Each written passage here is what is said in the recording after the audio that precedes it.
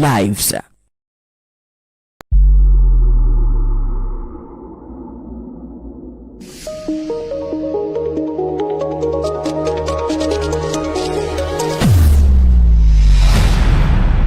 Bethel Clouds TV, empowering lives.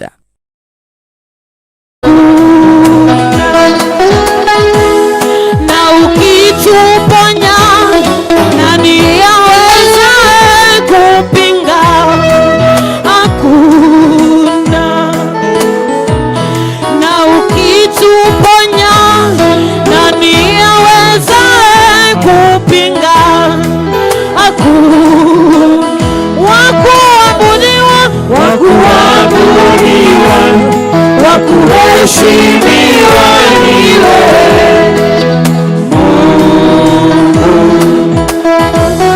Mungu mwenye nguvu. Yesu wastahili heshima zote. Nani kama wewe? Hakuna mwingine wa kulinganishwa na wewe, na wewe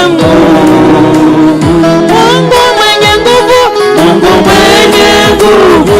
Yesu wastahili heshima zote. Nani kama yawe? Hakuna mwingine wa kulinganishwa na wewe Mungu. Nani kama yawe? Hakuna mwingine wa kulinganishwa na wewe Mungu. Ambia tu Mungu, hakuna kulinganishwa na wewe, hakuna kulinganishwa na jina lako, hakuna kulinganishwa na jina la Mungu. Mungu anastahili kuabudiwa, anastahili kupewa heshima katika maisha yetu. Mungu anastahili kupewa heshima. Mpendo, ukikumbuka Mungu amekutoa wapi, ukikumbuka Mungu kila ambacho amekufanyia katika maisha yako, ukikumbuka Mungu umbali amekutoa, ukikumbuka umbali Mungu ametoa familia yako, unabudi kumrudisha shukrani. Anastahili kuabudiwa, anastahili kuinuliwa, anastahili kupewa sifa. Unastahili Yesu, unastahili. Hakuna kama wewe, hakuna kama wewe Yesu. Utukuze, uinuliwe ukiwa katika kiti chako cha enzi. Ambia tu Bwana ni asante kwa ajili ya wakati huu. Ambia tu Bwana ni asante kwa ajili ya neema hii. Ambia tu Bwana ni asante kwa ajili ya familia yako. Ambia tu Bwana ni asante kwa ajili ya kanisa hili. Ambia tu Bwana ni asante kwa ajili ya maisha yako. Unastahili Yesu. Asante Mungu wa Israeli. Hakuna kama wewe Yesu, hakuna kama wewe Yesu. Astahili kutukuzwa, astahili, astahili Yesu, astahili Yesu, astahili Yesu, astahili Yesu, astahili kuinuliwa, astahili kutukuzwa.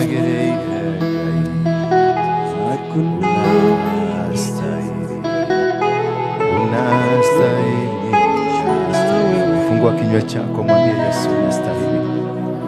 Open your lips and tell God you deserve. Unastahili, unastahili, you deserve.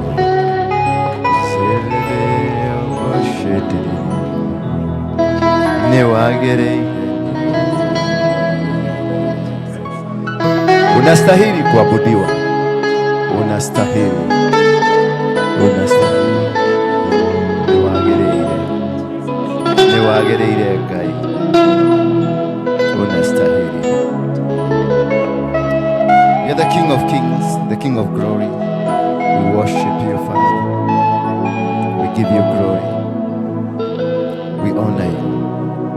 We worship you, Father. You are the most holy of the most. You are the holy of the holiest. You are the King of Kings. You are the Lord of Lords. You are the Master.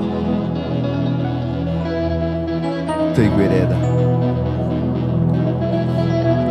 Oh yes,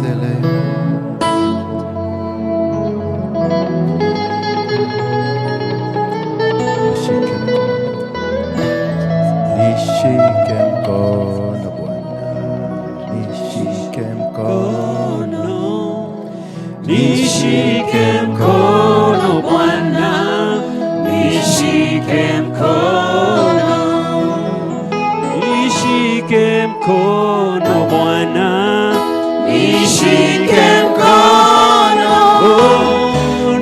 nishike mkono Bwana, nishike mkono. Fungua kinywa chako, mwambie Bwana kushike mkono. Nishike mkono Bwana, mwambie nishike mkono.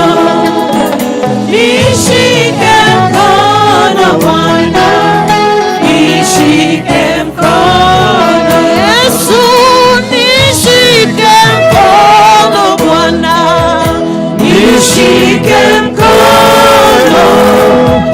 Nishike mkono Bwana, nishike mkono. Lift up your hands and tell God, hold my hand. Mwambie tu nishike mkono. Mwambie nishike mkono, ninayoyapitia ni magumu. Mwambie nishike mkono, ninayoyapitia siwezi bila wewe. Siwezi kufaulu, siwezi kupenya bila wewe. Ninahitaji neema yako. Mwambie ninakuhitaji. Ninakuhitaji siku hii ya leo. Ninapopitia ni kugumu. Ninapitia kwenye mito iliyojawa na nyoka, iliyojawa na mamba, iliyojawa na maadui. Ninapitia kwenye mabonde na milima iliyojawa na maadui ambao wanapanga kunimaliza. Mwambie Baba nishike tu mkono. Siwezi kuibila wewe. Siwezi. I can't make it without you. Mwambie Baba tu nishike. Nishike tu mkono. Nimejaribu, nimeshindwa. Nimejaribu kwenda peke yangu, nimeshindwa. Nimejaribu kuinuka, nimeshindwa.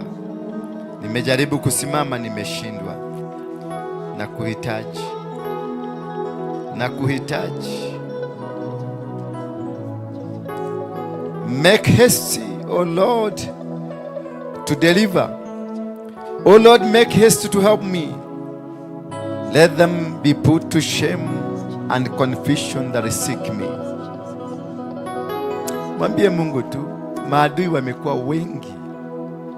Umezungukwa. Wamenizunguka. Wameninyima hata nafasi ya kupumua. Wanataka kunimaliza. Let them be turned back and brought to dishonor who delight in my heart. Kuna wamepanga. They delight in your heart. They want you dead. They want you when you are suffering. They want you when you are facing challenges of life. They want you when you are down. These people, put them back, God. Ask God to put those people back. Warudi nyuma. Mbinu zao zote zikasambaratike. Njia zao zote zikaanguke. Mwambie Mungu, chukua ushukani. Chukua ushukani Mungu. Let them turn back because of their shame. Who says, aha, aha. Let them turn back. Those that are trying to fight you. Those that are trying to raise against you. Those that are planning to hurt you. Let them turn back. May all who seek you rejoice and be glad in you, God. Cry unto God and tell this God. Let them, those who seek you, Father, be joyful and be glad in you. Let them be rejoice in you. Let them feel the power and the authority upon you, God. Let your hand be upon us in whatever that we do, in wherever that we go. May those who love your salvation, Father, say evermore, God is great. We shall glorify your name. We shall forever say you are great. We shall forever say you are wonderful. We shall forever say, Father, win these battles for us. Conquer them that want to destroy us. Conquer the enemies of this ministry. Conquer the enemies of my life. Conquer the enemies of those that have risen against me. They have hatched a plan to destroy the work that you put in me. They have hatched a plan to bring me down. They have hatched a plan to destroy that which you want be done in this. We are only vessels that you've chosen for your work. Father, may you guide us, may you prosper us, may you make us to understand your ways and do according to your own ways. For it is in Jesus' name. Somebody say amen. Amen. Hallelujah. You may be seated. You may be seated. And may the love of God be with you as we move forward. And I want to thank you once again because of your commitment, your love to us. Hii kazi ya Mungu ambayo ni ngumu kiasi lakini it's good. Ni ngumu lakini it's good. Bwana Yesu asifiwe sana. It is not walk in the park. There are so many challenges that we face.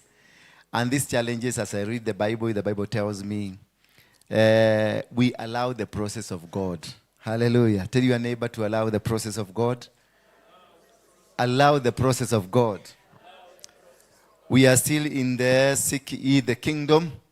And in seeking ye the kingdom, we are looking at how this kingdom can be sought if you cannot be able to allow the process. So, tunaangazia kwa how to allow the process of God to be done in you as we seek the kingdom. Because you cannot be able to achieve anything without allowing the process of God. Mwambie mwenzako hapo, allow the process of God. Najua unaweza kufikiria unaona it is umedelay, ni kama mambo hayaendi vizuri, ni kama mambo yamekwama, but one thing I want to assure you tonight is that you are in the process of God. Touch your neighbor, mwambie we are in the same process. We are going, mwambie tunaendelea. Tunaendelea. It doesn't matter what is happening to you, but God has something good for you. Yes, for benefits of doubt for those, and I can see people still calling me, writing messages. Yes, yesterday at my place I was invaded by thugs. Walikuwa tunaitwa wajagiri. Tushitaga atia. But they are all carrying guns. So those were not normal thugs. They are not goods. They are not goods. They didn't see anything. They took only my watches. Those that were not thugs. These people from the administration. I suspected so, but I suspected it is from here. It is from where? It is from here. Because I was not in. Nikifika tu kwa gate ndio I beeped to call for them to open the gate. Then they delayed. My son akaniambia siniruke niende niangalie. Then he jumped over the gate. Kuteremuka huko akakuta watu kama 20 kwa nyumba. Bwana Yesu asifiwe sana. And all of them they were carrying guns. Wakati tulikuwa waizi sisi zote tulikuwa tunabeba guns. Tulikuwa tunabeba watu 3 ama 4 ndio tuweze kubeba mizigo. Maana ukiwa na gani huwezi kubeba mizigo. Kwa hivyo they were not. But I noticed one person. Nikiangalia kwa CCTV camera nimeona sura ya Joel hapo. Nimeona sura ya Joel hapo. Na watu wengine kadhaa najua. Because I even tried to call the police. Police wakasema hawana gari. I realized it's a connection. It is a conduit. But I leave that to God. Bwana Yesu asifiwe sana. It is part of a journey. Yeah? We shall be able to handle it. Sema we shall be able to handle it. Yes, we are capable. Sema we are capable. We're going to deal. That was their day.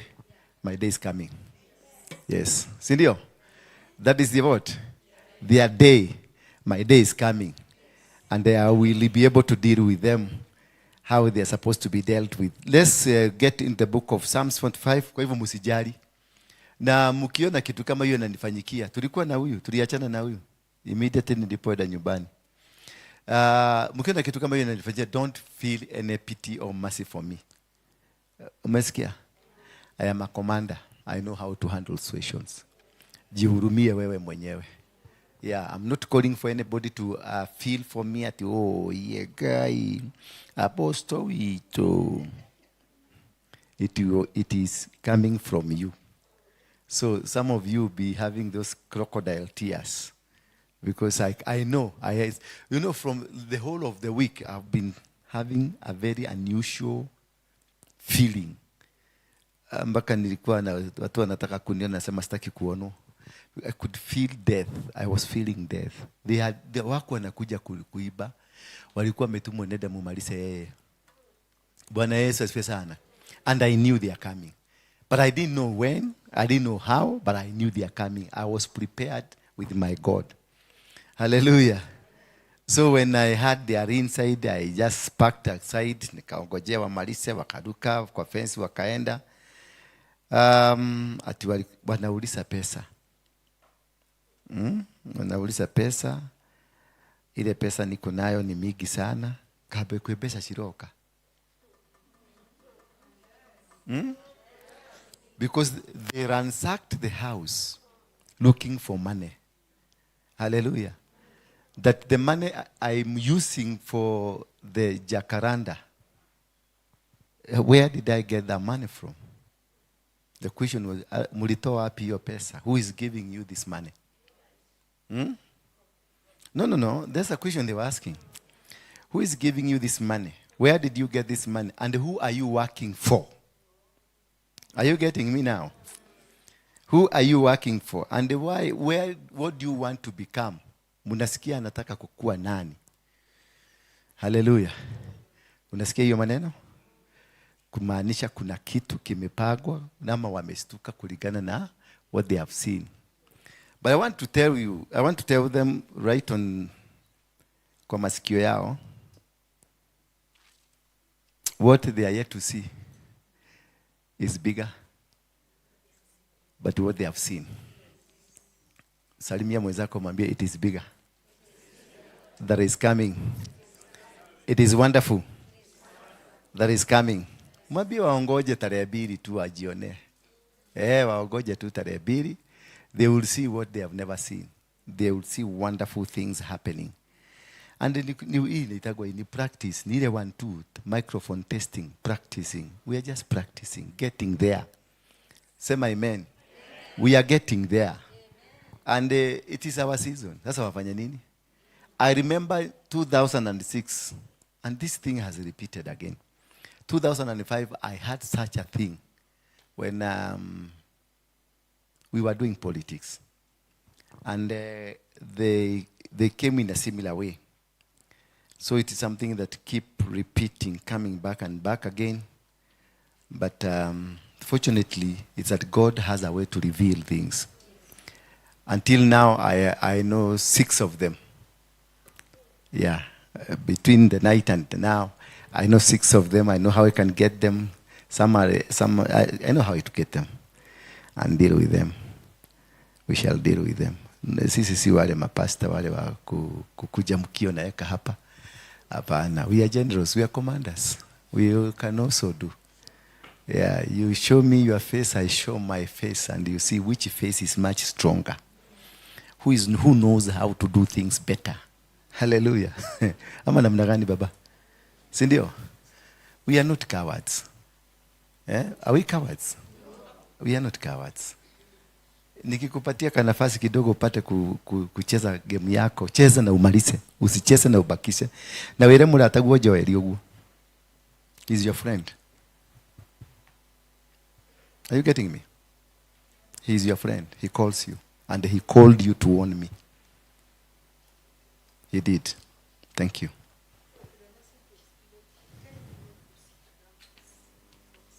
Yes. So those friends of Joel, I'm going to deal with you equally as him. Equally as him. Yes.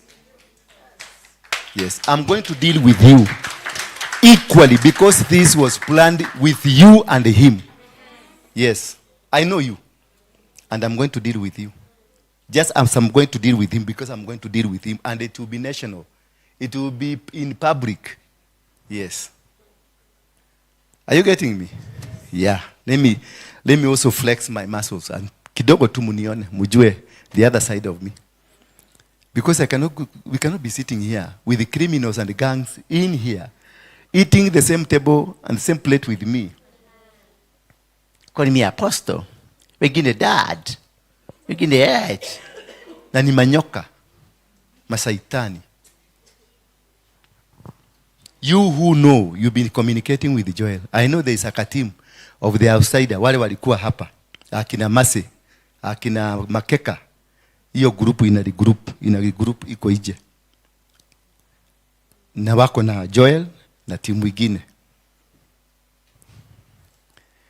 This place, I did it deliberately to chase people away from this church. Deliberately. Because I knew who you are. And those who are. And if there's kamuzizi bado kamebaki, just wait and see. Give me 7 days from today. Sitakufukuza, nitakufinya. Umeumwa? Enda. Mwaigwa? Yeah? Mumenisikia vizuri? So, ni mwaginya mwisho leo. Ni mwaginya mwisho. Ni mwaginya. I've been so lenient, so good. I've tried to go down, to kneel down, to accommodate you. Bado mnaendelea kuniweka, mniweka mpaka kidole kwa mapua, mmeweka kwa macho. Yeah? No, because I know those women. I'm going to deal with you. I repeat it again. And I took a life. I repeat it again. I will begin with you before Joel. Garikia na Joel. Garikia na Joel. Na nimokuyonera. Yeah. Mutayona. Yes. Sema yes. Yeah. Yeah. Kanati ya share ready. Na hii tu grupu tunajitengeneza hapa. Hii tu grupu. Sitaki kusikia. Welfare, sijui nini. I don't want to hear them here. Mnanisikia? Hiyo tu group tunaanza kujitengeneza. If any group ya women iko hapa without the chair lady, organized by the chair lady of the church, I don't recognize you. I chose chair lady. Ni mimi nilimchagua. Nilimchagua nisaidie kazi. Siwezi kuwa nachagua mtu anapanda alafu mnangoga. Nimejaribu kulea Asense hapa, mkashika Asense mkapeleka na huko. Asense alitembea adhirifa mchana akiwa uchi. Mchana akiwa uchi.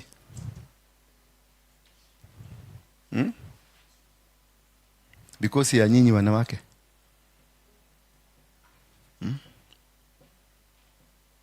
Yatumia tiaro ruma. Tiarogi. Shosho. Asesi orona athie getengera ha mago enui uguo. Otari ona thiruari. Na ne majerire. Gatumia kagede gatire ha ne kajerire. Ati huyo Asense lazima atatoka hiyo kanisa. Kai niye geshiria ne itheru. Na atatoka na aibu geshiria ne itheru.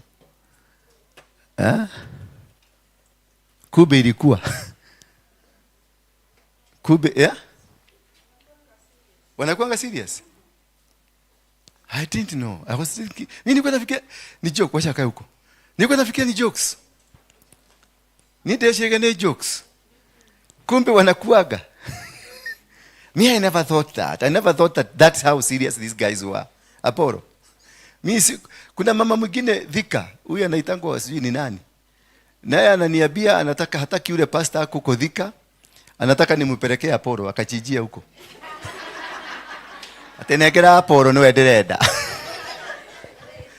Ya mutumia Aporo. Wako mama ya Aporo. Mutumia Aporo ndogetekere.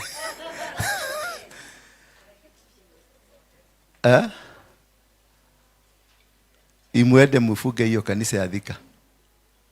Muniletee kifunguo. Simbo ndikiria. Yende ifugwe niletewe kifunguo. Nini? Neke? Noaje maudu maria maku nakire. Muniletee kifunguo. Mtu mtasema mimi ni bibi yangu. Au nilifika lini? Mtu anasema ni bibi yangu.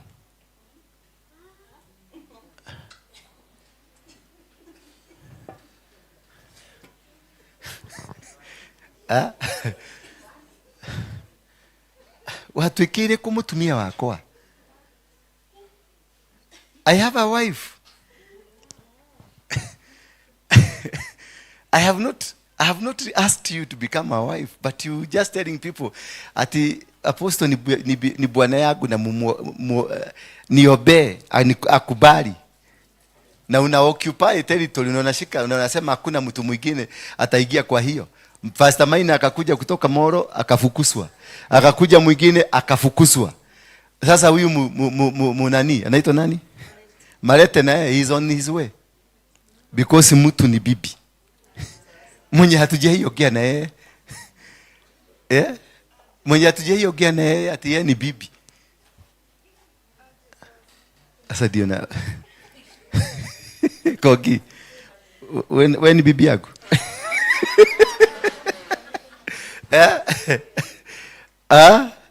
Bwana Yesu asifiwe sana.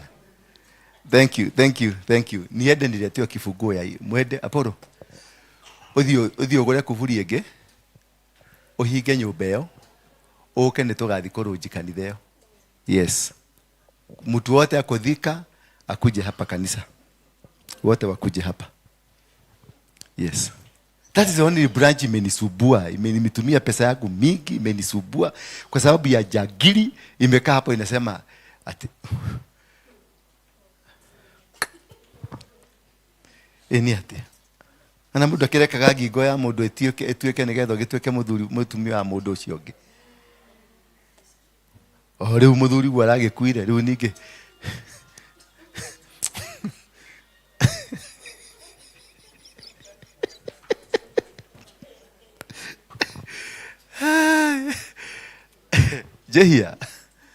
Jehia.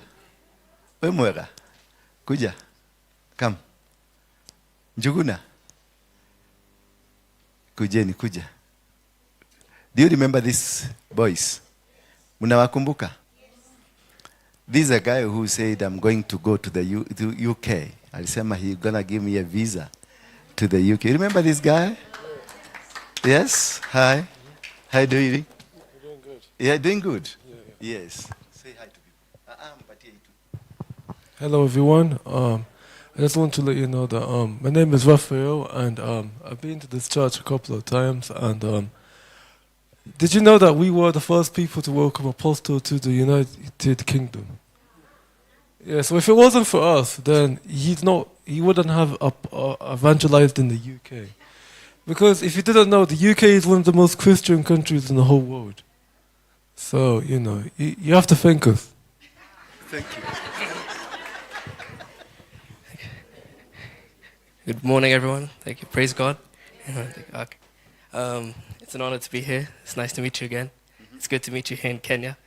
We were very happy to have you here in the UK. And everyone loved you, so that was good. And there was good messages preached. So we hope to welcome you soon to London. And we look forward to you coming back. Thank you. Where's mom?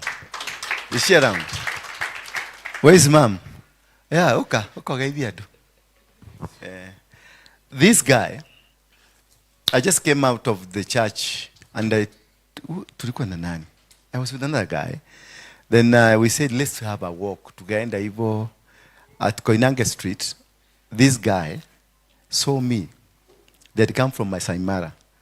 And the mother also saw me, but the mother pretended that he's not seeing me. Because maybe she didn't want to be associated with that man. But uko nyumbani kwao, this mother watches me every day. So this guy told the mother, this is Ndura, the guy you watch on TV every time, and now you don't want to talk to him. Yes, and that is how he met them.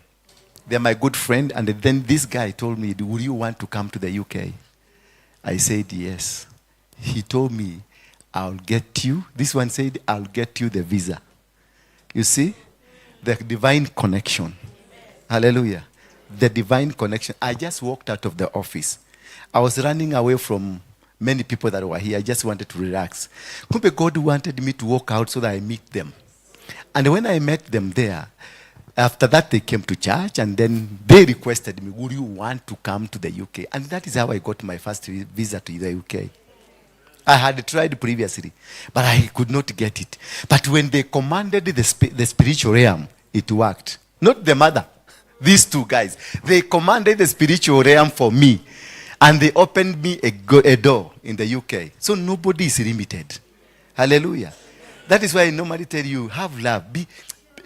Share this love to everybody. Nobody is limited. Everybody can be a blessing in your life. Nyoko watakwaria. Nwawe githogo kana we kitoi. Mwathani agoco ni njitagwo Wanjiru kuma Limuru gicagi kiho kina hau gukweho uguo ni kuongurire na ni nyendete Mwathani na ndakireho ni mwana ici ciakwa uguo apostle amwira ni tumwendete na ni riagiuka ni uka gwitu na no twende oke ringi na agiuke na angi amwe guko ni twamwarika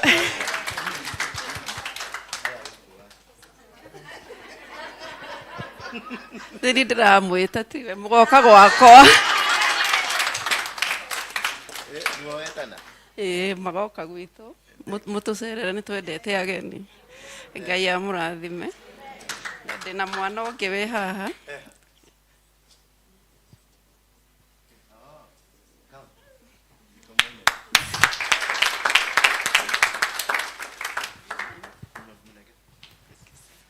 Praise God.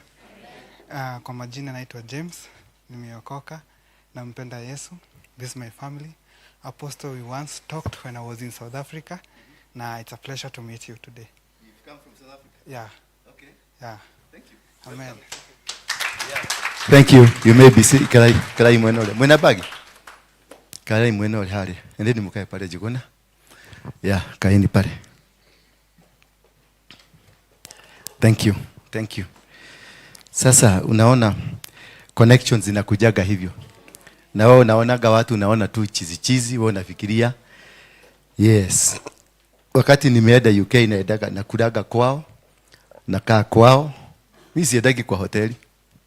I stay their place. And this guy said you can never go to a hotel when we have a home. And I was very happy. Sidio? Yeah. Thank you, Jehi at Jogona, for whatever you did to me. I know also God will do something for you. God will change your life. God will make you become great people in this world. I can see now you uko sawa. Do you know in Kiswahili? Uko sawa. Sema niko sawa. Say niko sawa. Yeah? Niko sawa. Sema niko sawa. So let's get to the main teachings of today. Time has really gone, but we are going to capture some things more as we get into the next service of 3. This is about allowing the process. Same allowing the process. We are going to look at the book of Psalms 145 from 16 to 21.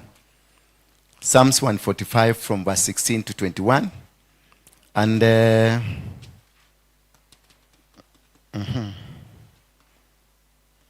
kuna mtu amejipaka zile vitu za Waislamu za walia. Ni nani? Because that azikuage tu vitu zikawe zile majini. Nani amejipaka hiyo kitu ya walia? Hiyo perfume ya walia?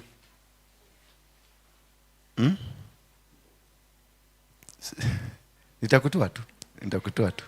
Nipatie a few seconds. Nipatie a few seconds. Psalms 145 from verse 16. Sindio? Yes. You open your hand, you satisfy the desire of every living thing. That God opens his hand and satisfy the desire of every living thing. And God, if you allow the process of God, and this is what I want to really emphasize. For those that people, they want to become, they have been promised they are going to become, they said what you are going to be, they want to be pastors, they want to be rich people, they want to be professors, they want to be educationists, you want to be anything that you want. You can never become that one that you want. You can never become a wife. You can never become a husband. You can never become whatever that you think you can if you don't allow the actual process of God to go through you. Becoming a wife is not just walking in the park. Becoming a husband is not walking in the park. Bwana Yesu asifiwe sana. Becoming a manager is not a walk in the park. Becoming a pastor is not a walk in the park. You have to be qualified through the processes of God. Because God cannot use you as a vessel that is weak, a vessel that is not working, a vessel that not can be able to stand the test of time. For you to stand the test of time, you must be qualified. You must achieve. And to achieve, you must go through the process. So this is thing that you need to impress in your heart. That before I become what I want to become, or before I become a professor like so-and-so, before I become a teacher like so-and-so, before I become a business mogul like so-and-so, there is a process that is required of me to become that man. You don't just jump, you just wake up in the morning and say, now I am going to be a business mogul. Now I am going to be an engineer. Now I'm going to become a doctor. No, you have to go to good school. You have to go to nursery school. The beginning of every success story. You have to be walked through the nursery school. You have to be walked through the primary school. You have to walk through the secondary school. You have to go through the university level for you to become that doctor. You must also be able to learn the relevant subjects. Usome masomo ambayo ni relevant, ambayo itakufanya ukuwe daktari. You can't just walk today. Na useme today I am Dr. Kemani. I am Dr. so and so, and therefore I can inject you. No, there is a process of God. What we are going through is not painful. What we are going through is not that God has ametuacha. He has not left us. What the challenges you are facing, it is part of what you are going to become. Bwana Yesu asifiwe sana. Being raided by thugs in your place, it is the process of God trying to stiffen you, trying to make you become better and strong for the purposes and the reason of God. Don't look at it and see from the negative side. You may have the downfalls. You may have you wanted to become but you failed to become. You wanted to go but you did not go. You wanted to achieve but you never achieved. It is not that God has forgotten you. It is not that God has failed you. God is processing that step that God stopped you from becoming. You wanted to move. You wanted to move faster, but God slowed you down. Don't worry about the slow. Don't usijarishwe na the slowness that God has allowed you to go through. Maybe God is protecting you or defending or making you not to go faster because there is an enemy there. When we were coming from Gong, I had come to town. We moved around. We went up to, what's that place? Muthaiga. And when we reached at Muthaiga, we tried to call somebody I had promised I'm going to see. I tried and they could not pick the phone. Then we turned again. We moved. We came. No, didn't come here. We went to Serena. We sat there, Serena. We sat there. I just sat there. I did not know where to go. And then I discovered I don't have my cards. I called. Then my cards were here. Then I moved. Then we told them, let's go to Gong. We went to Gong. Instead of going home, we went to Gong. Tukaenda tukaweka kanyama tukakula. There I could also feel I'm not happy. I'm not feeling like I want to talk to anybody. I want to be alone. I want to be walking alone, doing things alone. And when the guys that I was with tried to talk to me, I would feel they are irritating me. Yani nasikia wananisubu nataka nikuwe peke yangu because I was seeing an angel of death in front of me. And I didn't know huyu angel of death anakuja kuchukua nani. Because they normally when somebody going to die, I can know. And God speaks to me and ananiambia so and so anaenda kukufa, the angel of death amekuja. So there is a way God will communicate to me and tell me you can stop this death. Bwana Yesu asifiwe sana. So this thing was around me and I was like, sikutaka kuendesha gari, sikutaka nini. But when we went there, I felt, nikitoka huko nikasikia, it is in my place. So between now, where I was to the place, this is what was the big elephant in the house. Because God, when God wants to do, because God is a God who teaches you. is a God that will takes you through a lesson, a class. And in this class, he will take you through a class because he wants to use you as a vessel, or he wants to increase the faith that you have, so that when you become a teacher of faith, you will be able to teach people because of experience. When you becoming a person who help people in the society, you become a person who ambaye anasaidiaga maskini, wanakula chakula, wanafanya nini. You have to be taken through the process of poverty. Bwana Yesu asifiwe sana. So that you can be able to understand poverty. You cannot be able to understand poverty from Muthaiga. You cannot be able to understand poverty from Runda. You cannot be able to understand poverty from a rich family. You will have to be taken through a process. No matter how I'm going to take you. I became a chokora. I was in the street. Nilikuwa nakula kwa street. Nilikuwa nakunywa kwa street. Nilikuwa nalala kwa street. And now that is why when you see me giving people, thousands of people, money or food to go and eat, it's not because I have so much, but I understand what it entails when you don't have anything. I understand because I've been there. I was a street boy and I ate. Sometimes I remember there at Kayore Junction, not Kayore Junction, Kayore, a place called Masiba. That's where we used to live. Tulikuwa tunakaa chini kidogo. Then one morning I went to collect food, the leftovers that people had left in a particular hotel. So when I went to pick, I started picking. Little did I know this food was being preserved for pigs, somebody's pigs. And when the owner of the pigs came to collect his food, he found I've already collected the food. Aliniweka teke moja. He was hit. Nilipigwa teke kama umbo. Do you know how we hit a dog? I was hit by a teke. Pop! Then I went crawling like a dog, running away like a dog. I dropped the food and he hit me because of the food I was taking away because of his pigs. He never looked at me as a human being.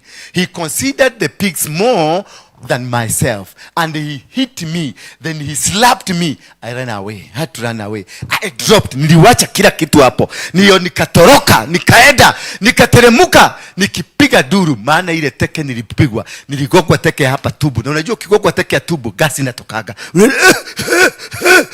That's how I ran away. But little did I know, there will come a time like this one, that if 1,000 people will come, I will feed them.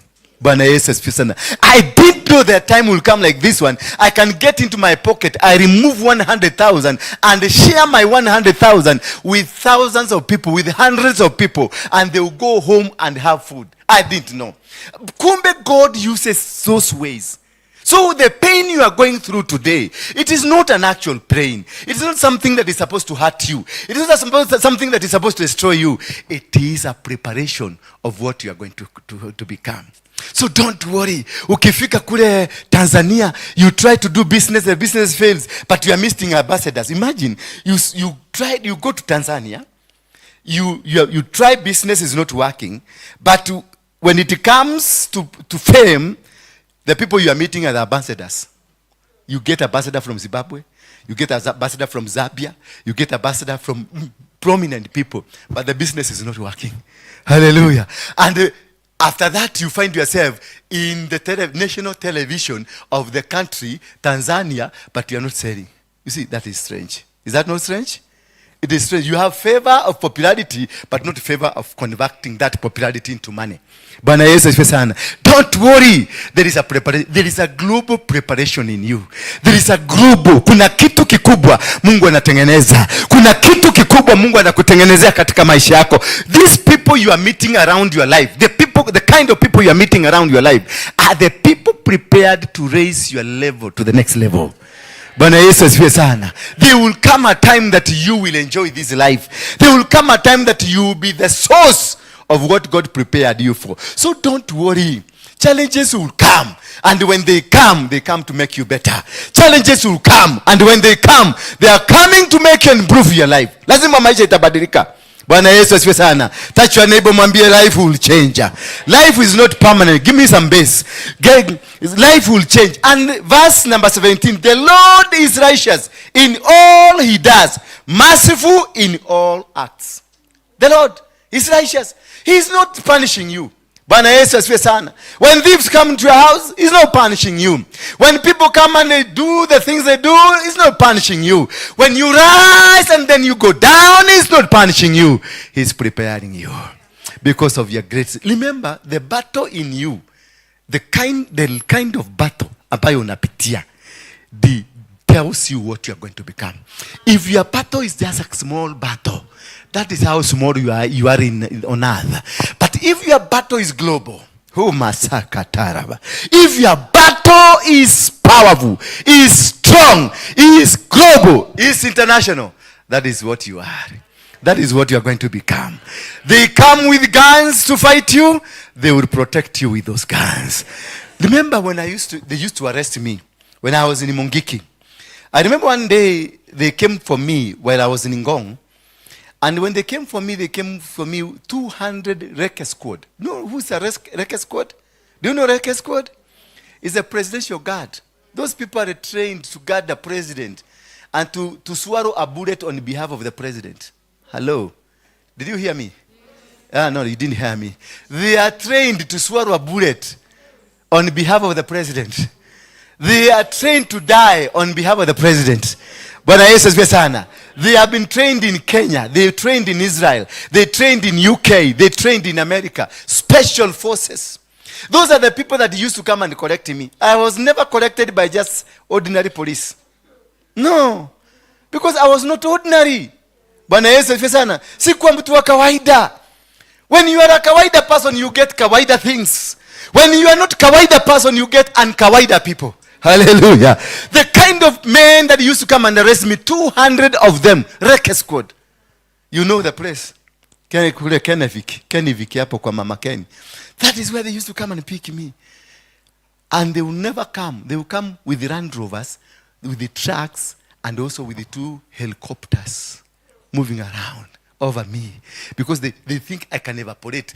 As I evaporate, they can arrest me up there. And meanwhile, others with the dogs, others with horses, others with machine guns. And then I'll be picked from the house. I'll be walked. I will not be put in a Land Rover. I'll be put in a Mercedes Benz. Because they don't believe in a Land Rover that it can move very fast. They want a car that can move very fast. Because this guy is not an ordinary guy. It's a presidential material. Hallelujah. It's a presidential material. So you can never be taken by a car that is not presidential. Even if you are, they arrest you. They will arrest me and take me to Kamete. From Gong to Kamete. You know Kamete where it is. From Gong to Kamete, 15 minutes. Roads will be cleared for you. Why would they clear the roads for me? Because I am not an ordinary guy. They have to be cleared. As the president is cleared his way, my way has to be cleared. Because I am better than them. I am bigger than them. And they have to be prepared. This is what you will become. Hallelujah. So what you are facing today, the challenges you are going through, they are not supposed to kill you. They are not meant to destroy you. These challenges are there because God is trying to indicate to you what you are going to become. When they will do the choppers from Gong to Kamete prison, and they will turn the whole block of Kamete prison away, they will remove all the prisoners in the Kamete prison to put me in one block alone. Because I'm a president. I am a king. Bwana Yesu asifiwe sana. That is why they will remove the askari wa jela, the prison warders from guarding me, and they will introduce GSU to come and guard me, which is unconstitutional, which is unheard of. Why? Because I am not supposed to be guarded by prison warders. I'm supposed to be guarded by a senior person trained for me. Hallelujah. Who has been taken abroad to be trained for me. Who've been taken to Israel, to Russia, to UK, to America, purposely trained for who? For me. Hallelujah. So when you come to tempt to do your small things, I don't belong to where you belong. I belong somewhere else. I'm just looking at you and facing you and seeing a small thing that is trying to bite what cannot be able to bite. Hallelujah. So don't look down on what is happening around you. That is not a big challenge. The challenge is what you are going to become. The way, the process, God will process you. Because this God is a merciful God. This God is a special God. He's a righteous God. In verse number 18, he is near to those who call him. Who call him with sincerity. He is near. So no enemy, no weapon fashioned against you that will conquer you. There is no weapon. Because God is sincere. He is a holy God and he is prepared to help you. He is prepared to lift you up. Huyu Mungu wako tayari kukuinua, kukubariki, kukubadilishia maisha yako, because he is there near you. God is near you. When they plan to attack you, he is listening to them. When they plan to come and do against you, he is listening to them. When they laid a trap to capture you, he is walking with you. He will tell you, stop, don't go now, don't move faster, go somewhere, eat some kanyama choma, go somewhere, do something, I wait, so that I want to show you. It's not that I cannot stop them. That's how God does things. It's not that he cannot stop them, but because he wants to show you how great he is, how he loves you, how he cares you, he will let you see them. He will let you see the action. He will let you know that they had planned to destroy you, but he stood to protect you. So don't worry. This should not be worrying you or factoring that, oh, my son is not doing well in school.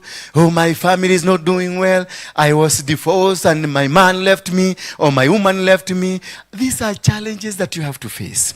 I remember there was a time when I was in Ngong, and I had just come from America because of desperation of life, and everything didn't work for me. And I came back without a single penny. Remember, I was a millionaire, but I came back a beggar. When I reached Kenya, I had sold my house in Kenya. I had sold all my properties because I wanted to go and invest in America. When I went to America, I had carried with me 235 million shillings. I was still a young boy. Not like that, I'm old a bit. Then I was a young boy. Say my young boy.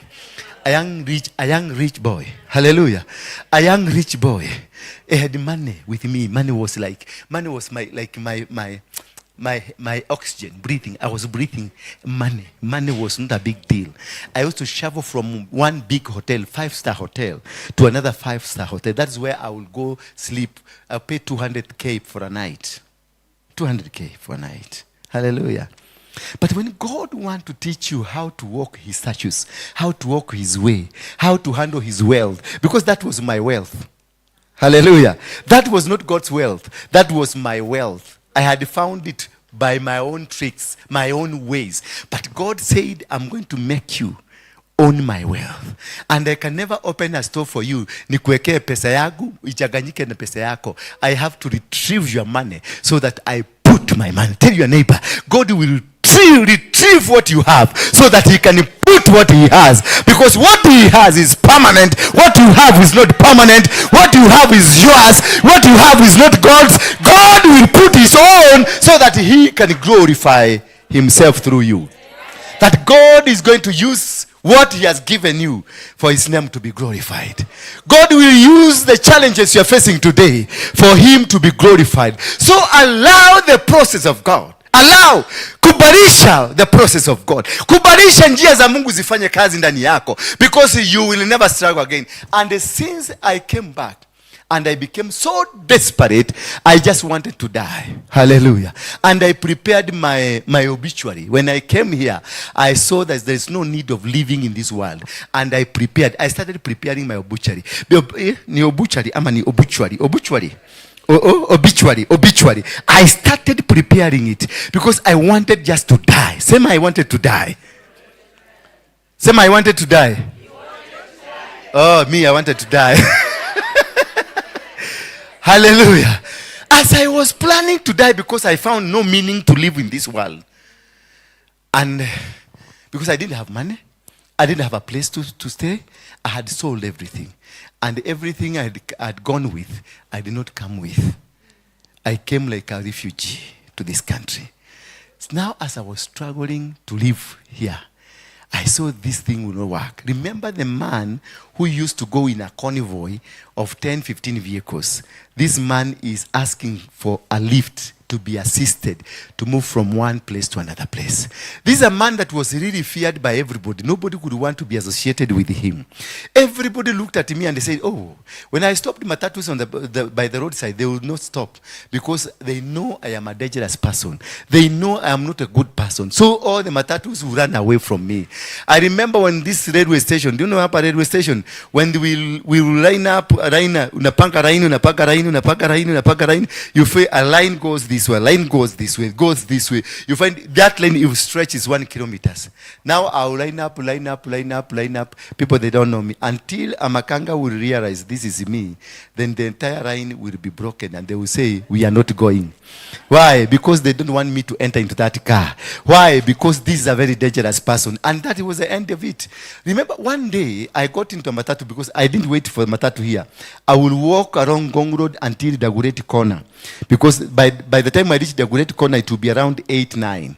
Then that time, a matatu will come, I will enter without my makanga realizing it's me, or the drivers realizing it's me. So at the Gureti corner, I got into a matatu. And as the makanga was asking for money, as we going to nearing Karen, the makanga realized it was me.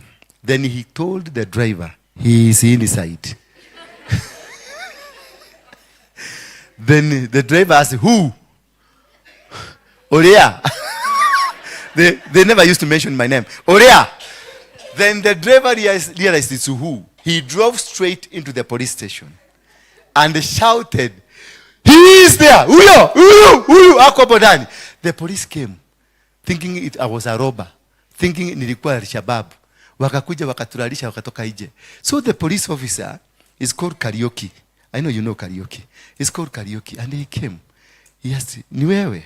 Are you the one? Ni wewe? Then he was really shocked to see the fancy, what just transferred because of me. He was shocked. He could not imagine that all this thing that has happened is because of me. He asked, what did you do? I said, I don't know. The makanga said, mimi simutaki. I don't want him in my car. I don't want to see him in my car. This person is a bad person. Then I was to be escorted home using a police Land Rover. I was taken home because nobody could accommodate me. Nobody wanted to be in his car. Nobody wanted me to be in his house. I tried to get a house in Gong where I can rent, just a house to rent. Nobody agreed. I had to go and sleep. I used to sleep in a complete house, the house that they were building. Somebody abandoned the house because maybe of money or whatever. That is where I used to live. And do you know I didn't have a sufuria? I didn't have a cup. I didn't have anything. So what I did, I went and took the mkebe. Do you know mkebe? Iya mafuta. That was my sufuria. Then I will go in the night, some shambas there, and get sukuma wiki from there in the night, because nobody will give me food. Nobody will want to see me. I cannot even go to the shop. I didn't want even anybody to know where I'm living, because I was living there alone. And I had a very good mattress. Do you know the mattress? I had a very good. I gathered the polythene papers together nicely. Then I went and cut grass. I put the grass inside. That mattress was good. So it was a nice mattress. It was, but the bad side of it, ilikuwa na zile vitu za, is it fleece? Yes, it was full of fleece. But I enjoyed that life. I enjoyed going stealing cabbages in somebody's land in the night. Only one day I was caught stealing. I was caught stealing from somebody's shamba. I had already carried a cabbage. I just wanted one, and I carried one. As I was walking, I was captured. I was arrested by the watchmen. They asked me, we've been monitoring you. We've been monitoring what you've been doing here. Who are you? Then I made myself, I became like a cheesy person, a mad person.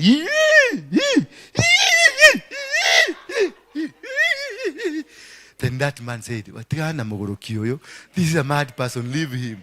I walked free. God will create ways where there is no way. God will cause you, because you are in the process of God. God will cause that process to go through, no matter what is happening, no matter what kind of a life you are going through, no matter what kind of how people will push you. They will push you, but still God will manifest in himself. I became a mad person. I did bad things. Then I will just touch myself.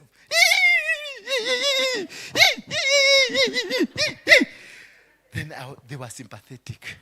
They walked to me into that house.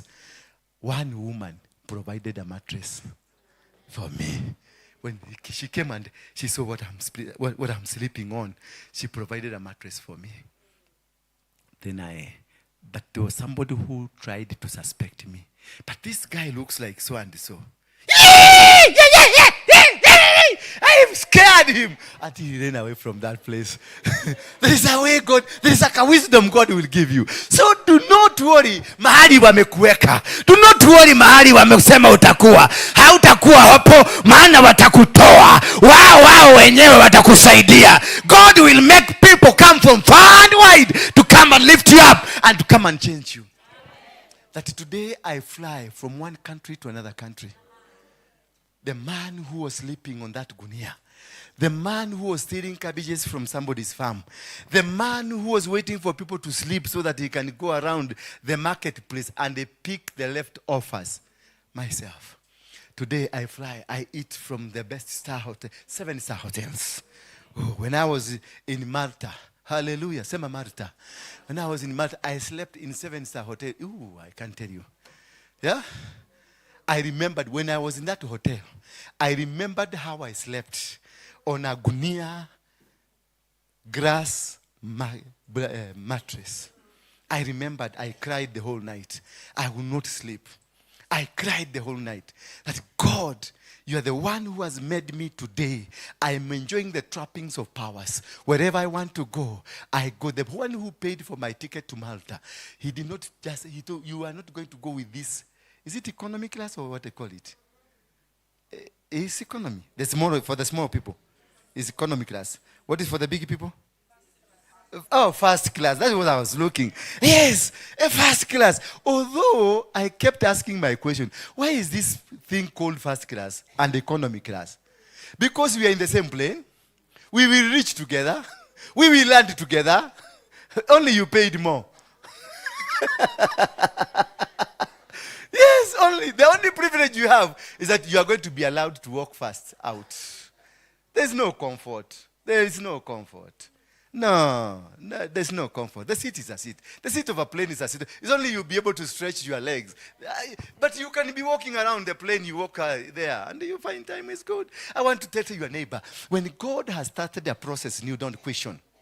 Just tell your neighbor, when God has started a process in you, do it again. When God has started a process in you, do not stop it. Allow it to go to the far end because you don't know what God has in plan for you. I didn't know that time what was happening to me. I never expected that I will be somebody today. I was preparing for my obituary. Hallelujah. When I realized that my world has collapsed, now I started planning how I will die. There are two things I didn't want to happen to me. One thing, I didn't want to commit suicide. Hallelujah. Because I didn't want my obituary to say death. That he died of committing suicide. I didn't want somebody to write it that way. I also didn't want to have like kukunywa sumu, poisoning myself. I wanted to have a medical case where I will die and they will say, this man he became sick for quite some time.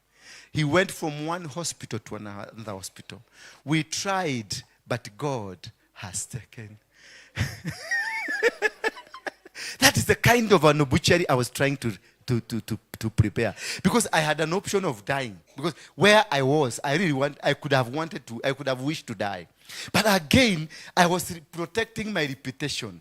Because I was a known figure in the country. So I was protecting my reputation. But this man did not hang himself, did not poison himself. I was protecting that.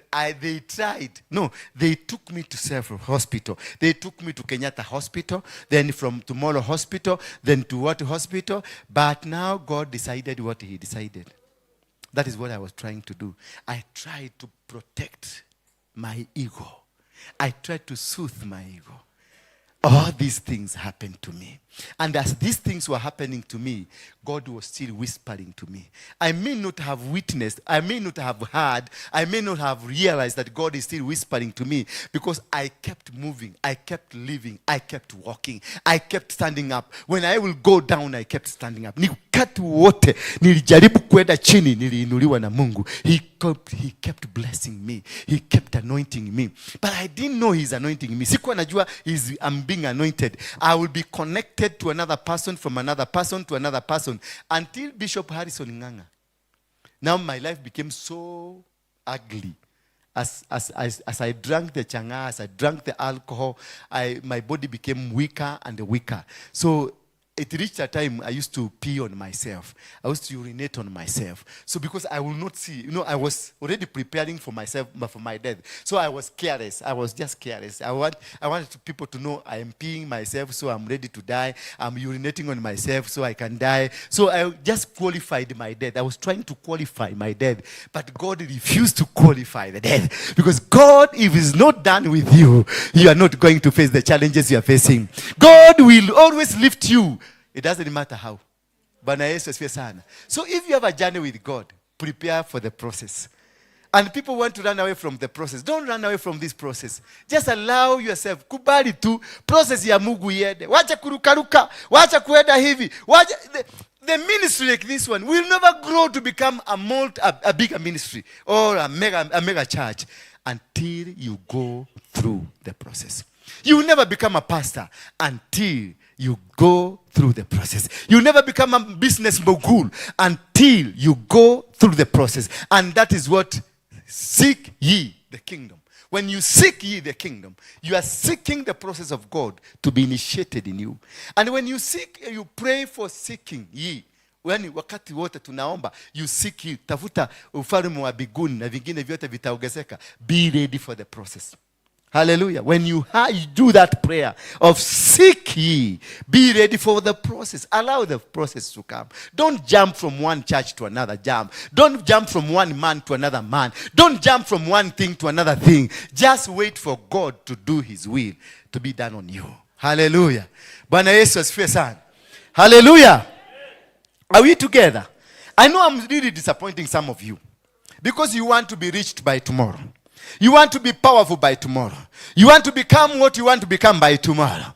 I want to just discourage you today. I want to dismantle you. The process you are going through might even take 5 years from today. Hello? Hello, Bwana asifiwe. Praise be the name of God. Those people did you hear me? What did you hear? The process you are going through today, it might take you 5 years from today. You have not started the process. You are just being prepared. Hallelujah. So don't worry. Don't worry. When I became a pastor, I thought becoming a pastor, you just command, because I had a name, I have a big name. So I thought everybody will hear, oh, yeah, so okay, I'll go to his church. When I started preaching, I found only 3 people. Later on, they increased to 7 people. Later on, they became 20. That is Kinakoki here. They became 20. And instead of becoming a blessing to my life, they became now the trainers of my life. If they are good people who can train you, it's these girls, Koki and the group. They trained me. They made me a perfect pastor. Bwana Yesu asifiwe sana. They did everything to humiliate me, to cut me down to size, to remove every ego from myself. Because I thought, because of my name, nobody should touch me. Because of my name, nobody should be, they hear my name, they will come. Wow. I met somebody, Nancy Kehu. Do you know Nancy Kehu? That witch woman. The Nancy Kehu was a real devil in my life. I had another called what? They came into my house and they fought a real battle, fighting in my house. Why? Nakumbuka hiyo story. Mama wa kambo. They were fighting over me. This thing has not just started yesterday. It has been there. But this is a process.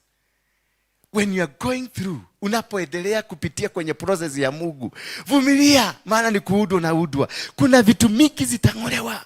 God will test on your legs. Hello, because these legs takes us to wrong places.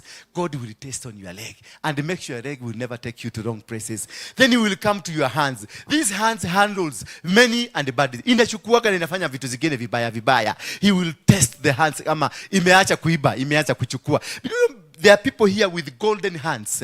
They know when they will be able to detect where this thing is, and they'll just go and pick it because the hands are not well looked upon.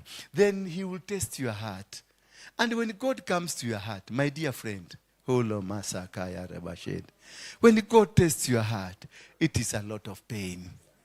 A lot of pain. Because heart must be able to release. The heart must be able to accommodate. The heart must be able to love. The heart must be able to accommodate God. So God will make sure there is no single impurity in your heart. And that is the most painful part of your life. The most painful season. It will be utachukizwa, utafanyiwa maneno, utatukanwa, utaonewa, utavamiwa, because God is watching. I saw my house girl yesterday. She wanted us to shout, to make noises. I told her, no, don't. Oh, you can't feel. You don't see what they have done to us. No, don't. They have done nothing. They have done nothing. Just relax. Because I knew it is a process. God is about to bless me. Because I have been told by prophets that billions of money is coming. And I have not been agreeing with them. So God had to send another prophet. They came to search for the money. They told me there is a lot of money in this house. They were looking for that money. So I realized this house is going to have billions of money. As I've been told by the prophets, I am going to... You see, they're asking me, where did he get the money to buy a chopper? Hello? Where did he get the money to buy a chopper, to go for the crusade? This man is here. We are told in this house there are 7 billion shillings that come for that money. So in that house, I realized, as I was sleeping, around 3 o'clock there, as I was sleeping, I realized, kumbe this house is worth 7 billion. Kumbe they are saying 7 billion. People are seeing something that is new, but you can't see the thing. Hallelujah. Did you get me? Let me talk to these people. There are things people will see in you, but you don't see them. Until a prophet from heaven is sent to come and confirm to you, in this house, there are 7 billion. Hallelujah. I don't know, amukunipata vizuri. Mmenipata? That God has installed you to become a king.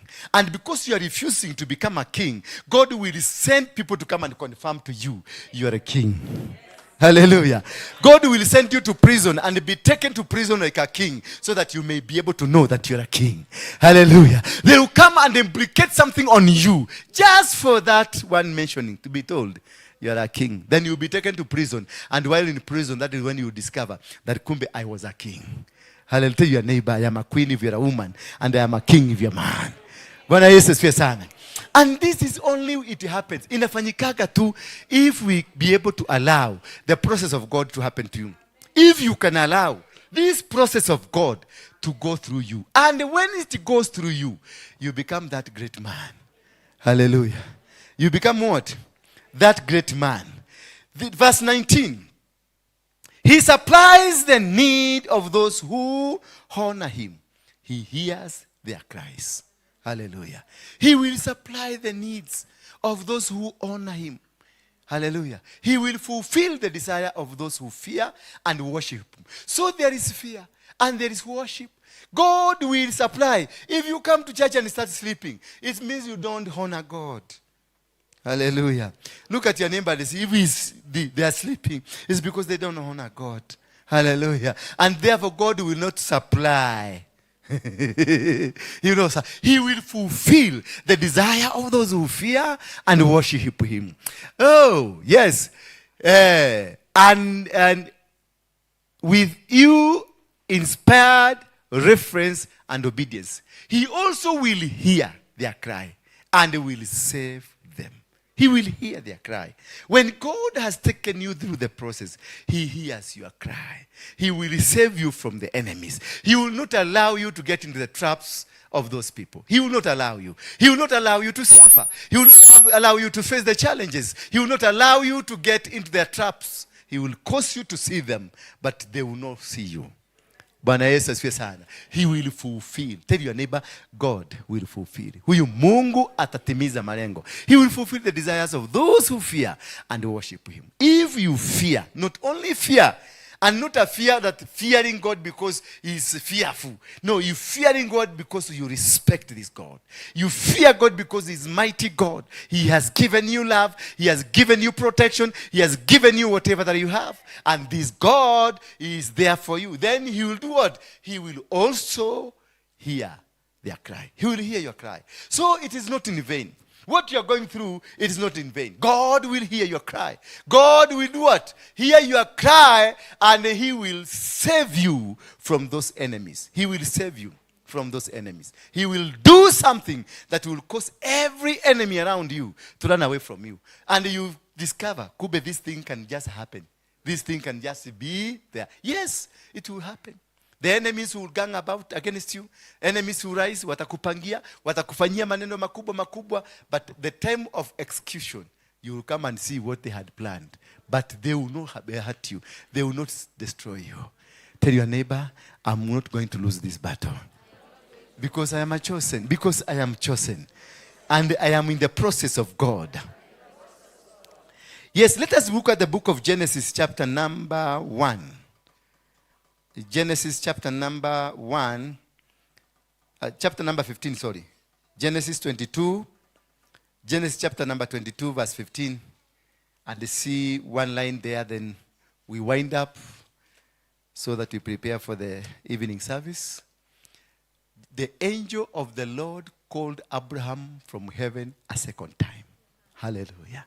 Once you pass the test, tell your neighbor, mwambie mwenzako, ukipita mtihani, once you pass the test, the angel of the Lord will come a second time. Let's look at verse 1. Verse 1 of chapter 22, please. And then we come to 15 again. Verse 1. Now after these things, God tested. Hallelujah. After this thing, God tested. Did you know you are being tested? God tested Abraham and said to him, Abraham. And he answered, here I am. Verse 2. Verse 2, please, quickly. God said, take now your son. I want you to look at it now. Look at it. This man had sought for this son for 90 years. Until he will go and sleep with the house girl because of this son. And now the God that provided, mwenye alimpatia mtoto, after 90 years, the same God who gave you this son, and he promised you that this son is a promised son, then the same God comes for you and tells you, give me what? Take now your son. You are only. And this God was like, you know, this. I can imagine now how this God was speaking. He was speaking like kenyeroli. How do you call kenyeroli in English? He was very sarcastic. Yes, this God was very sarcastic. Look at this. Take your only son. Your only. Because he knew, this is the son I love. And he was told, not the Ismail one that you did with your wife and the other wife. I'm telling you the one I gave you. That is what I've come for. Hallelujah. The one I gave you. And then take your son. Whom? The one that you love. This is very sarcasm of God. The one that you think you love. The one that you always unatebeaka nayo ukisema kana my son. Oh my son. Isaac kuja. Isaac. Every time this boy was around his father, he loved. And this is what God came for. Take your only son. Whom? And what's the name? And then he mentioned, to make sure that you don't make a mistake, he tells you, Isaac. I'm not looking for Ismail. I'm looking for Isaac. That's sarcasm. God, that one I will not. That one was good. That was not good at all. Imagine for 90 years waiting for a son. Then you give me a son. Then you come and ask for this son. Then look at this statement. And they go to the region of Moriah and they offer him there as a burnt offering on one of the mountains of which I shall tell you. You can imagine now the statement. He is telling him not to kill his son immediately. Hamwambia muue hapo hapo. Anamwambia muende baka wapi? Muende baka Mount Kenya. So he tells you to go from here to Mount Kenya so that you can have enough time of thinking. You see now, God was creating a space for you, for Abraham, to enough time to go and he be thinking, asking, now I'm going to kill my son. So I will never see her again.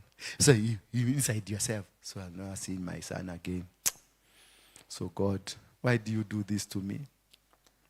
Why do you give me a baby and then you take, this is too painful. Oh my God, why can't you take something else? Oh my God, you promised me that you're going to give me a baby. This is what God was looking at from Abraham. That argument from here to Mount Kenya. The test was not killing. The test was from here to Mount Kenya. Well, how would you behave? What would you be doing? What would you be thinking? Would you reach somewhere and then divert and say, no? No. God has not. Let me seek again to hear whether it is God. You know, sometimes when you are given money by God, when you are given 1,000 shillings by God, you give it as a tithe very quickly. 100 bob is a small money we give quickly. Then God, sometimes he behaves like a criminal. Do you know what he will do? He will give you 1,000, another 1,000, then he jumps to 100 bob, 100,000. Takes you to 100,000. And 100,000 is how much tithe? 10,000. Now that is now you start calculating. You wanted to open a business. Now you tell God, you know what? Let me open this business and then I'll come. I'll pay the tithe. Or maybe God jumps you to 1 million bob. Now you see 100,000. You put it in an envelope. You take it to a church. 100,000. This is a plot. This is a shovel. 100,000. Take it to church. No. Now that you start now telling God, you know you had promised me a plot. You know you had promised me this. You know you had promised, now you tell God, I'll give 20,000 and the rest I'll pay slowly. But God never gave you slowly. He gave you 1 million packed, one. But you now started arguing. And this is what test that God was testing Abraham. Allow the process. Tell your neighbor, allow the process. Allow the process, because God had a plan with Abraham. God had a reason with Abraham. God had a season with Abraham. He knew that this is a man that I'm going to put faith in so that he can change the whole world with faith. So before you are given that faith, you must develop faith. God has to test whether you are ready for the faith. And he was told to take his son to the mount, one of the mountain in Moriah. When they were reached there, the son asked Abraham, you see another test. Another test. The son asked Abraham, I can see firewood. I can see the matchbox. I can see the knife. Where is the sacrifice? Because Isaac knew we slaughter goats. We slaughter sheep. And the father said what? God shall provide for himself. It was a painful statement because he knew you are the one. But he could never tell the boy that you are the one. He knew, I am slaughtering you today. You're going to die. He knew in his heart the pain he was carrying. You can imagine the pain that you are carrying alongside with you. The pain that is in you is so much pain. Because of what is happening in your life. Because of what is happening in your ministry. Because of what is happening in your marriage. Because of what is happening in your business. That pain. Abraham was carrying the pain. Knowing that today is the last day I am seeing my son. Today is my last day. And not only seeing my son, but this is the last. It is me who is going to slaughter my son. Me now. I'm going to kill my son as I watch. He's going to die as I watch. He's going to throw kicks as I watch. My son, the son I love. You can imagine the tests. You can imagine the pain. You can imagine the pain of that man. He had sought for this baby for 90 years. Now again, he's being used by the same God who gave him to kill this baby. There are people who kill their babies. There are people who kill their businesses. There are people who kill their ministries, without being able to understand that God is testing you. But Abraham told this gentleman, God shall provide for himself. He knew very well It is not God who is going to provide. In him, he knew. He knew already God has said it is you. He knew. It is not something that was going to be a conversation between them and God. He knew you are going to die. But something came in his mind that God shall provide for himself. God shall provide. God will provide for himself. What you need. That what you think cannot be achieved, God is going to provide it. That what you need, see, that it is not achievable. Ni kitu ambacho hawezi ukakipata. Ni kitu ambacho hakiwezi kukaribia wewe. God knows how it will come to you. God knows how you are going to get it. God knows how you are going to be there. Don't worry about the circumstances that are around you. Yes, you've been struggling with business. You've been struggling with your family. You've been struggling with your children. You've been struggling with the many circumstances around you. What I want to tell you today, it is a process. You are reaching there. He told his son that God shall provide himself. If we get to verse 15 again, let's go to verse 15. That's where we're going to end up our service today. Verse 15. The angel, after he agreed to do the will of God, then the angel appeared. When you agree to do the will of God, you allow the process of God to go through, God will send his angel to you. Praise be the name of God. God will send an angel to you. And this angel will change everything you thought. And the angel of the Lord called to Abraham from heaven second time. 16. So there was a first time of the angel and the second time of the angel. The first time of the angel is a discouraging statement. But the second time of the angel is something different. Verse 16, please. And he said, the angel, listen to this statement. It's a bit contradicting, but a very important statement. By myself. The angels do not say by myself. I want you to understand who is this. It is not by myself. I have sworn an oath, declares the Lord. You see, it's a bit contradicting statement. By myself. Kwa niaba yangu, na mimi, na hapa, nedehita. The angel came. The angel will come to your life and he will say by himself. He will not be an angel. When those people went, I went to my bedroom and I saw my bedroom was how it was looking like. The angel appeared to me and he told me, I am with you. I am with you. Then I kept like, who is this? Who was that? Because I thought they are still in the house. Who is this? He said, I am that I am. I am with you. Do not be afraid. Do not be afraid nor be shaken. I know what has happened. Then he said, I have sworn, declares the Lord, that since you have done this thing and have not withheld your son, your only son, you have not withheld that small money that you had, that small thing that you had, that you never withheld. Hukunizuia mtoto wako, hukunizuia pesa zako, hukunizuia wakati wako, hukunizuia niingie. You allowed me to get into you. 17. Your son. Indeed, I will greatly bless you because of passing a test. Because of it has been tough. It was so challenging. It was so painful giving out your son that you know I'm going to kill my son. Imagine how will you go back and tell your wife? Because he didn't tell the wife where the son is being taken. How will you? Yani hebu jiulize, akurudi nyumbani agerudi namna gani aambie bibi yake, nimepeleka wapi mtoto? Where is the son? Because the wife will ask, hamwana. What will happen? What was happening in the mind of Abraham? This is the pain that we are going through.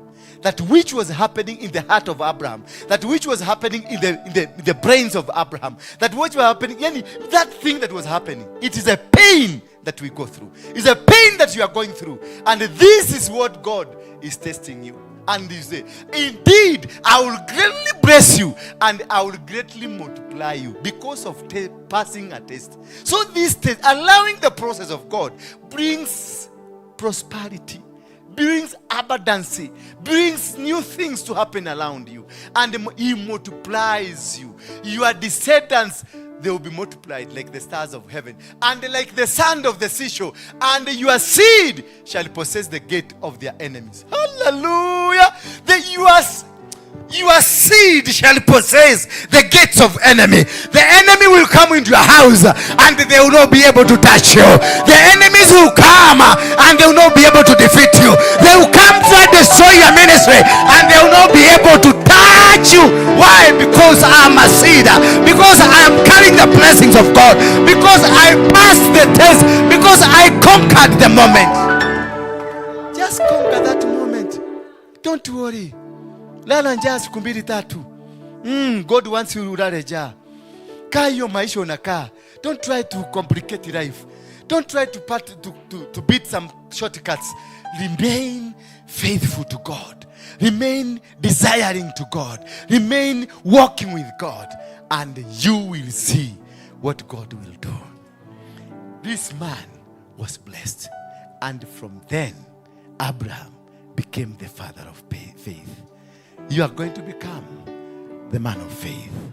God will lift you up. And the gates of the enemies of your seed will never prevail. They will never defeat you. From today henceforth, there's no weapon fashioned against this ministry. I can decree and declare today. I can decree and declare today. No single enemy. I'm telling your neighbor. No single enemy. No single weapon, no single plan, no single agenda that is against you that will make through. They will try to fight you, they will never succeed. They will try to bring you down, they will never succeed. They will try to pull you down, they will never succeed. Why? Because I am a seed. Tell your neighbor, I am a seed. I am a seed of Abraham. I am a seed of Abraham. I am a seed of Abraham. I am going to be increased. I am going to be multiplied. I am going to be successful. I am going to conquer.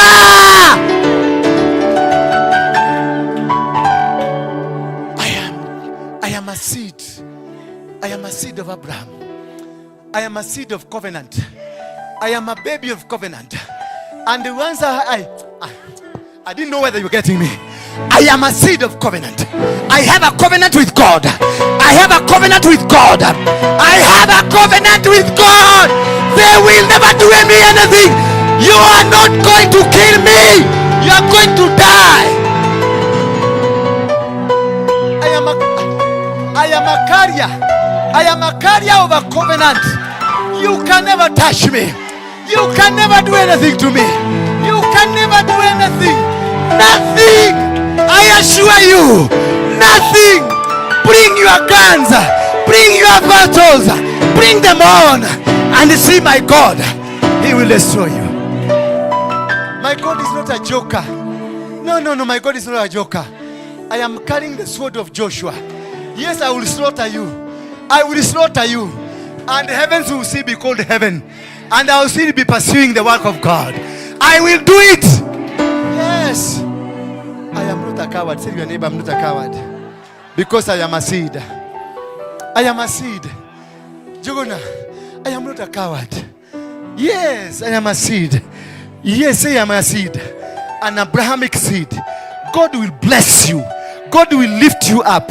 And any challenge that has been in your life has come to an end from today.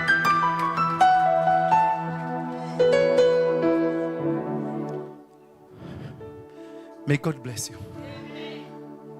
And tell your neighbor, look at me today. If you can be able to take a photo of me today, go keep it. 7 days from today. 7 days from today, I will never be the same again. I will never. The end of the struggle for this ministry, it was today. The end. Some at the end of the struggle. Money will flow. Yes. Money will flow. Love will flow. love will flow. Anything that you want from today, you ask in the name of God, it shall be given to you. Seek ye the kingdom. Seek ye the kingdom and its righteousness, and anything that you want shall be provided to you, shall be given to you. You are not going to be struggling again. You are not going to be mocked again. They are never going to be sarcastic to you again. They are not going to invade you again. All your enemies, they will die. Those who invaded, they will die one by one. They will die one by one. They will die one by one. Because Abraham was told, the gates of enemies of your seed will never stand, will never succeed, will never gain against you. They will all die. You raise your hand, they will die. And Abraham won battles. Abraham won battles. He conquered wherever he went. He conquered wherever he went. And we are going to destroy their altars. We are going to destroy their portals. We are going to destroy everything. Whatever they have been planning against me, whatever they have been planning against you, will never prevail. Will never prevail.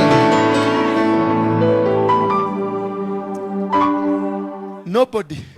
Tell your neighbor, nobody. Nobody told those mungus. Is that what Jesus said? They call them mungus or what? Yeah? Mabweha nini? Told those foxes in the name of Joel, in the name of Bakeka, whatever they call themselves, I don't care. I am going to where they live, where they are. I'm going to fix them there. I am going to fix them there because I'm carrying the seed. I am carrying a seed. I am carrying a seed. I am carrying a seed. They will never be able. Yes. Allow situation to unfold in its naturality. Every situation around you, allow it to unfold. Allow it to unfold in its naturality. Let it be natural. Don't push. Don't push. Go with the time, the season of time. God, tell your neighbor, this is my season. And whatever God said about me, whatever God said about me, it will come to pass. Praise be the name of God. I don't know whether you're getting me. I don't know whether we are in the same spiritual realm. Am I leaving you? Am I moving higher than you? Are we together? Are you feeling me? Are you feeling me? Are you feeling me? That from today, lift up your hands. Lift up your hands. From today, Holy Spirit, from today, Holy Spirit, these men and these women, Father, they have gone it. They have gone through it. May you bring restoration to them. May you lift them up. They were left to die. They had planned to kill them. But they have gone through the successful path. Lift these people. Let them become the vessel that you want to use. Let them be. Oh shit. Oh shit. Receive. Receive.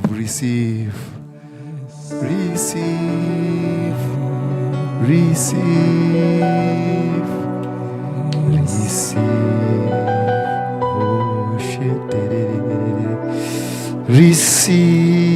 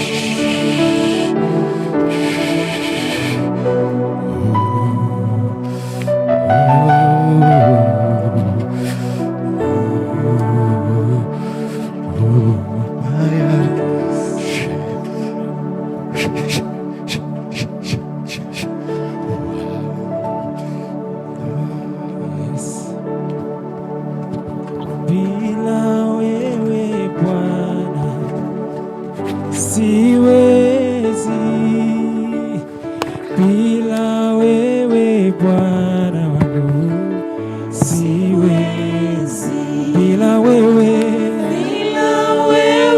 Bwana, siwezi bila wewe Bwana, siwezi bila wewe Bwana, siwezi bila wewe Bwana, siwezi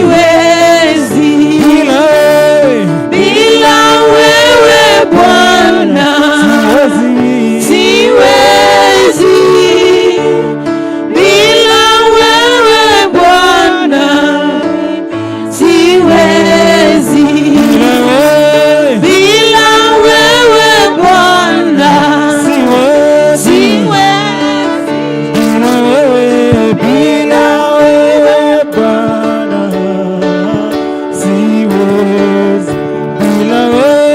bila wewe Bwana, siwezi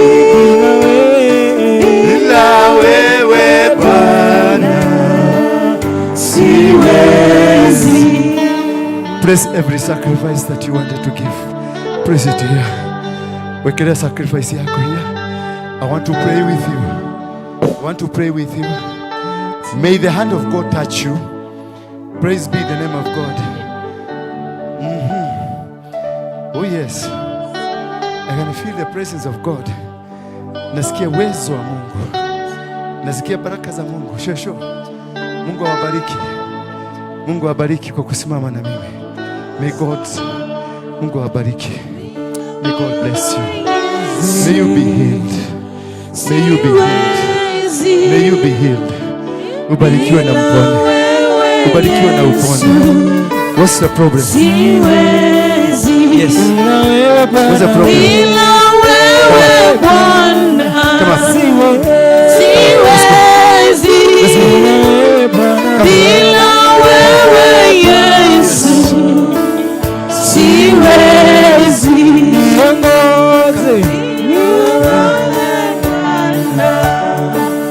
siwezi bila wewe Bwana. Mgundi amevura. Why? Because of pregnancy or because of what? Eh?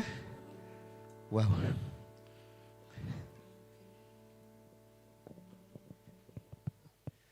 Oh my God. Step on my leg. Step. Just 2 ushers. Yes. Make sure she doesn't fall. Father, in the mighty name of Jesus, you resurrected Lazarus.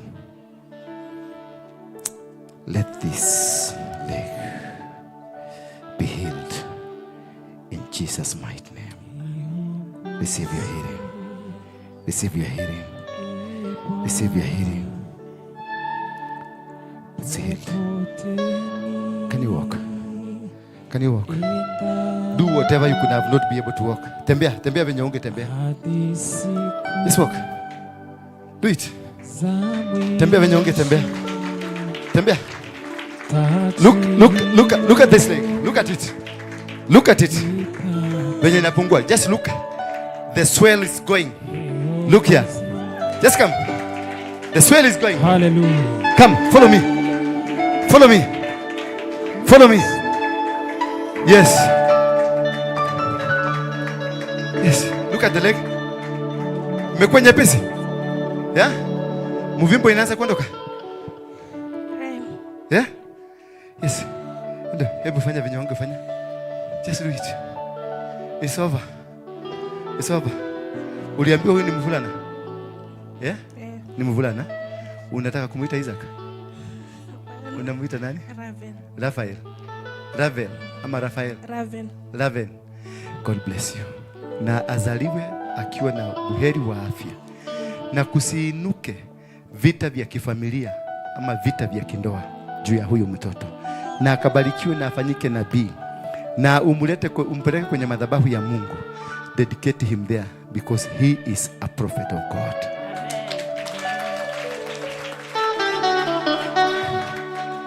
Kuna sister ya Kagore yako wapi? Sister ya Kagore. Are you here? Yeah? Kagore sister. Yule mwenye alikuwa na cancer. Are you around? Where is she? Are you the one? Come. Is this the one? There is a lady we prayed for an year ago. She had cancer. And she went for medical checkup. The cancer is gone. Did you come? She called me. She told me she's going to come to give a testimony. Maybe she's on her way. Thank you.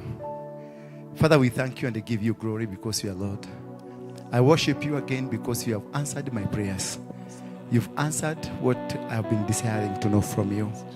Thank you for having tested me, for having taken me through this process. I know this process has come to an end and I have started a new process. The process that will change this nation. The process that will make this Kenya become the portal that you want to use. Thank you for choosing me as a vessel to reach out to millions of people all over the world. And as I reach them, Father, I need, Father, people to walk with me. You gave Moses 12 disciples. You gave Jesus disciples. You gave John the Baptist disciples. God, give me the people to stand with me. People to walk with me. People you will use to do your will. People that are genuine. People that loves you. People that fears you. God, give me. Give me. Give me. Give me. Give me. In Jesus' mighty name. Open your lips and pray for yourself. Jiombea tu, ambia Mungu akupatie neema, the grace to be able to serve him. To be able to serve this grace. It is a grace of higher magnitude. It's a grace that is above any other grace. It is a grace not angelic, but of God himself. He's unchaining you. He's setting you free.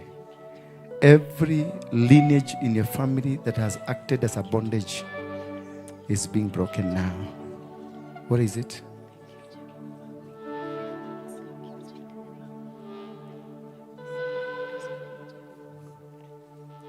Nishike mkono wangu.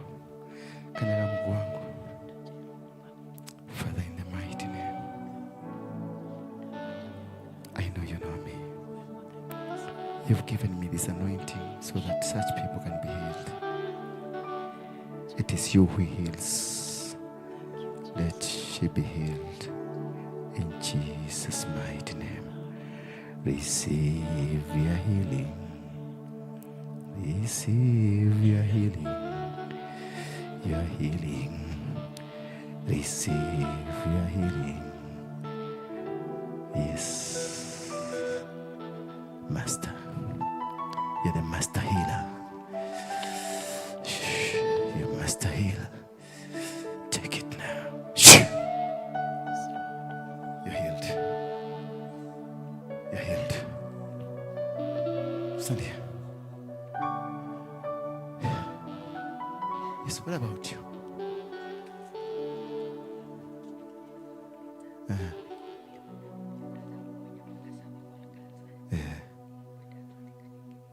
Okay.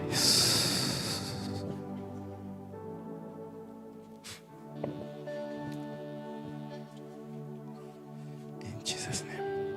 Cervical cancer. Cervical cancer. Cervical cancer.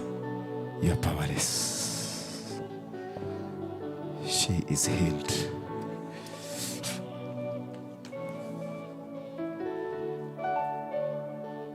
Yes.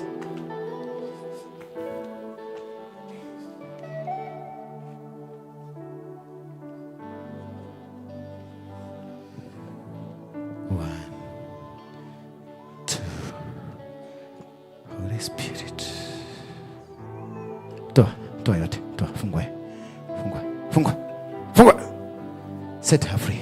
Lose her. In the mighty name of Jesus Christ.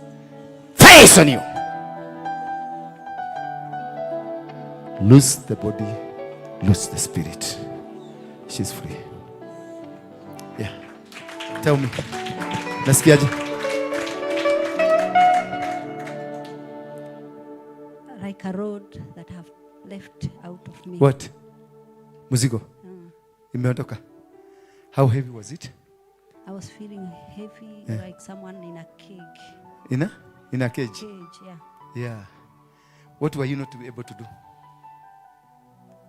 I was unable to sleep. I was feeling pain for Has the pain gone? Yeah. Is it gone?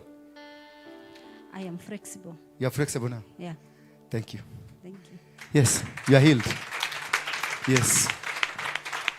And now may the grace Our Lord Jesus Christ and the love of God and the fellowship of the Holy Spirit be with us now and forevermore. Amen. Our meeting will be exactly 4. Exactly? 4. Thank you.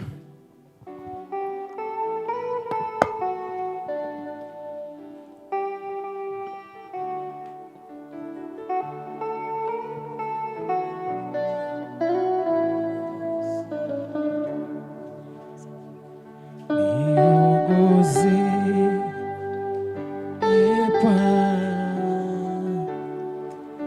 popote nienda.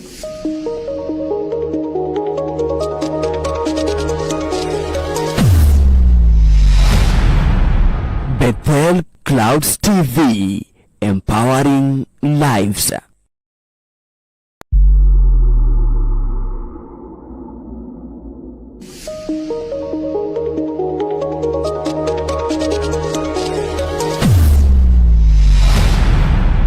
Bethel Clouds TV, empowering lives.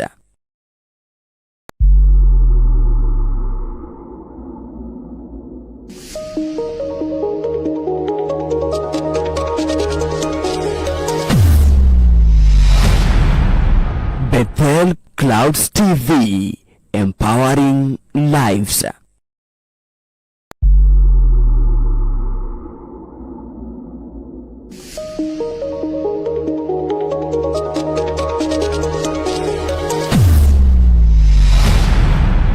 Bethel Clouds TV, empowering lives.